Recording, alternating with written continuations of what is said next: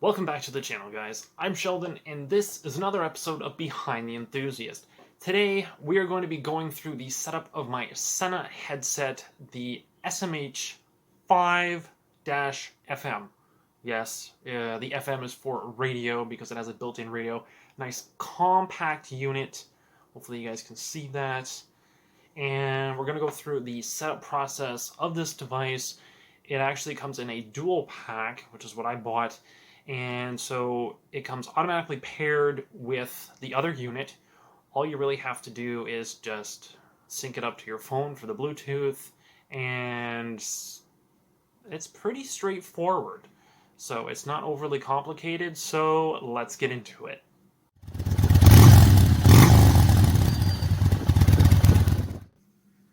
Alright guys, so like I said, this is the SMH5-FM.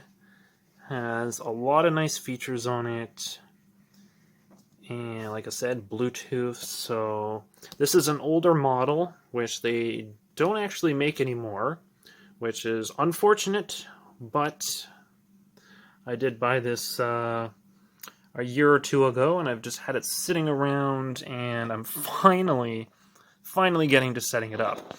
Now, again, this is the unit here. Really nice, really compact.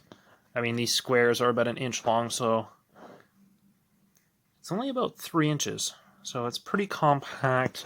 There's a dial here and a push button, and then you've got your charging port right there. And the mount here, you can actually put it onto this one, or the one that I have on my helmet at the moment, which is a double-sided tape, because unfortunately this one, you loosen the screws here and you're supposed to be able to put it on. However, with my helmet, this is a removable liner here. However, this liner on the inside, there's no space in between them here. I know you guys probably can't see it, but I'm pushing on that, and there's no give to it whatsoever, so unfortunately this one does not work for my style of helmet, so I had to go for the double-sided adhesive one. My dad had to do the exact same thing. I believe this is mainly for full-face helmets and a particular style, but I'm not too sure which one. So if you guys are looking at getting a Sena headset, keep that in mind. Some of these mounts do not fit all helmets. However, the kit is very simple. You got the choice of this microphone or the one with the really long arm, which is a flexible piece. So there we go. This is the other one, so the bendable arms. And so all the components there. Comes with a lot of paperwork. And the most important one, obviously, is how to set it up. Now, very simple installation process.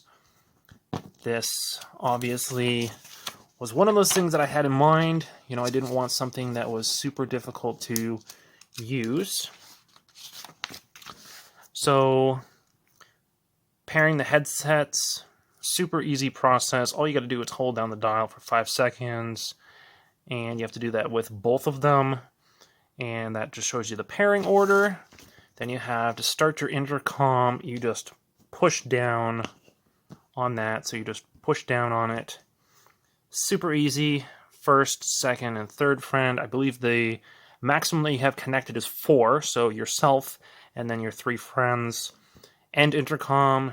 You just push that.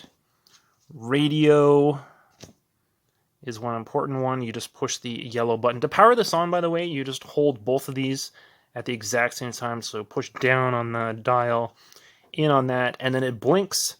And when it boots up, this is the easy part, it actually tells you, based on how many red blinks there are, the battery level. Obviously, you can answer phone calls. You just push the yellow button that we've already tested. I tested that with my dad before I even went through the process of putting this on my helmet, so that's why I'm doing it right now. And honestly, The volume, be mindful, always test the volume without it in your helmet. You want to make sure that the volume is on one of the lower settings, because when I first turned this one on, mine was actually low. However, my dad's was through the roof and could have easily hurt his eardrums. So that's just kind of a quick rundown, and obviously in the instructions they tell you that you should be removing stuff to actually install everything. So there are little pockets for the speakers. So I'm going to have some fun right now putting those into my helmet. Alright, so it's all installed, ready to go. You hold the yellow button and the dial, you push down on this and you push in on that, and you'll hold it for a second.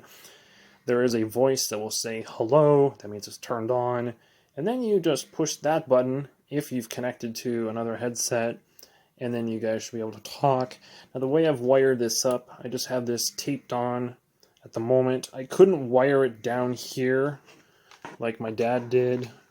However, the wires come through here, and then right there, that is the left side. So I've wired that in just like that. Goes straight in. And then the other one, should be able to see the wire there. So right there, that is the wire. It runs along there.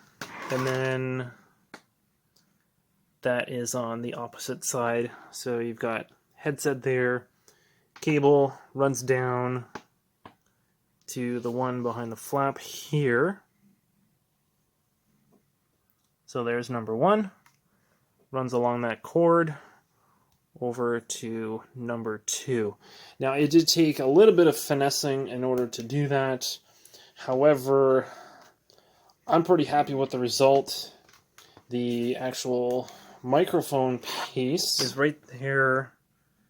That little gap, that's where the wires are stuck in there. It's literally just being held in there by friction. When you put the helmet on, there is enough force on this cheek pad here that you don't really need to tape it or anything, so it's actually just sitting there loose, which I find perfectly okay. And also the position that it's in, it is literally right next to my mouth, so my dad said he can hear me loud and clear. We just tested it right now. The only real worry that we have now is road noise.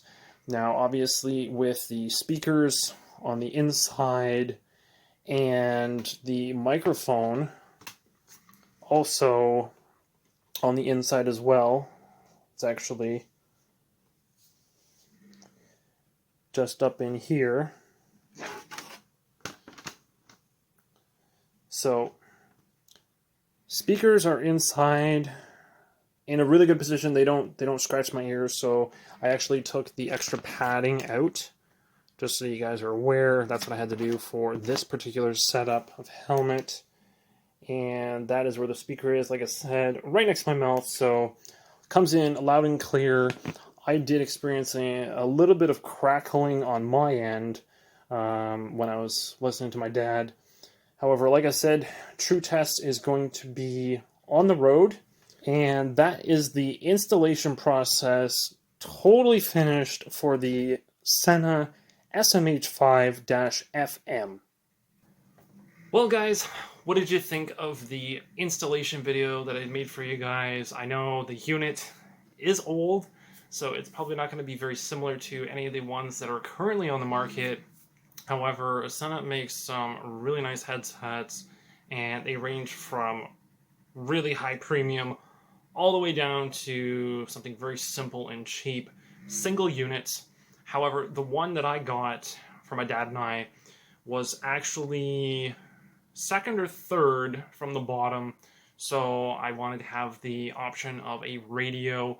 Plus, you guys also save money when you buy two in a unit, as opposed to just a singular one. So if you guys are thinking about getting headsets, use this video as a reference as to what might be involved when putting it into your own helmets. Price point, obviously, you guys are going to have to budget on your own for the things. And if you're looking at whether you should get the most expensive one or the least expensive one, make sure to go to a store where you can actually see what the mounts are like. Take your helmet with you, ride there, and see if the mounts are actually compatible with your helmet. There are various designs, and unfortunately, both mine and my dad's, the helmets are completely different, and neither of them worked with that clamp mount that came with our units. So unfortunately, that is something that you guys are going to have to be mindful of.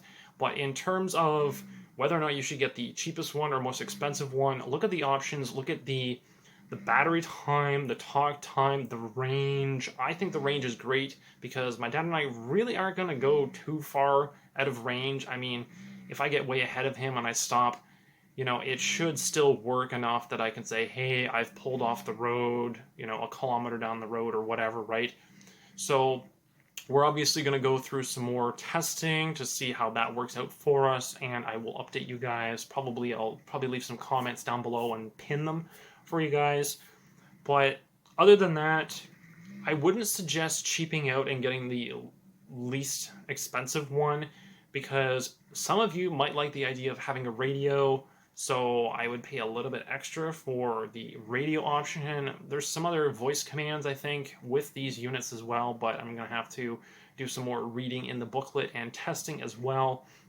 So keep all of these things in mind when you guys are shopping for headsets for yourselves, and if you think you might have a riding buddy, whether it's your spouse or even your best friend on another bike next to you, or even 3 or 4 friends, look at the compatibility between the headsets as well. Do your research, and if you guys are going to be getting them for more than one person, you do save a little bit of money getting the dual packs, so keep that in mind as well. I think that's everything in this video, so I'm hoping that this information helps you guys out. If you like this video, make sure to smash that like button so I know that it's working. If you guys have any comments or questions, you think I've missed something, let me know down below. And as usual, be sure to subscribe so you guys don't miss out on future content on the channel, and I will catch you guys in the next one.